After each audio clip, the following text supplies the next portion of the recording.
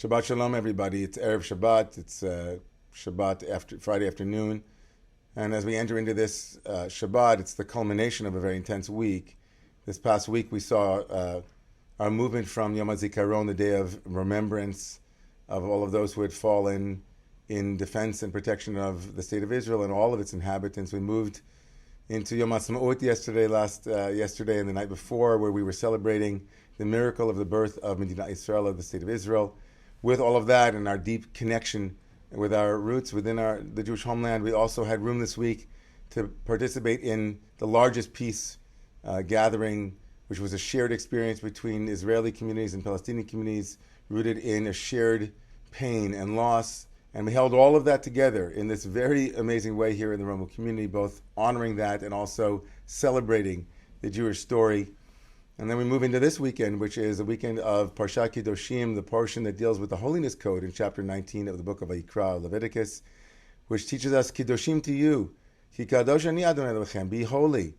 Or as some commentators say, you already are holy. It's a promise that will be fulfilled in you. It's also, as according to Yeshaya Leibowitz, one professor and philosopher in Israel, it's the Torah's admonition that we aren't to think that we are already holy and so there's nowhere else to go, that there's a continued seeking of holiness and making ourselves in the world a better place, a more loving and more compassionate place, which involves a commitment to a process, a commitment to a long arc, a long road.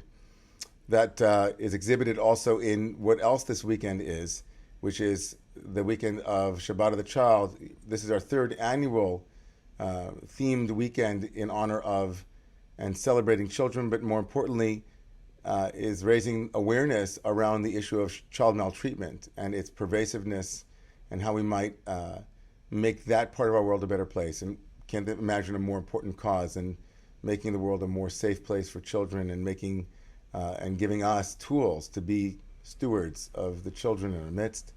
And lastly, this weekend is also the shift in our count towards Shavuot, towards the holiday of Shavuot, which proceeds, of course, by weeks. 7 weeks we count from Passover until Shavuot, and this week will begin the week of Netzach, which means literally either victory or perseverance, and the theme of the week is about longevity. I know, to move from the sublime to the banal, as a hockey player once and a hockey fan, was with some friends and watched a very long overtime game the other night with the Rangers. 3 overtimes, it was kind of a game that never ended. And ultimately, Netzach and the quality of Netzach is the capacity to endure, the capacity to persevere.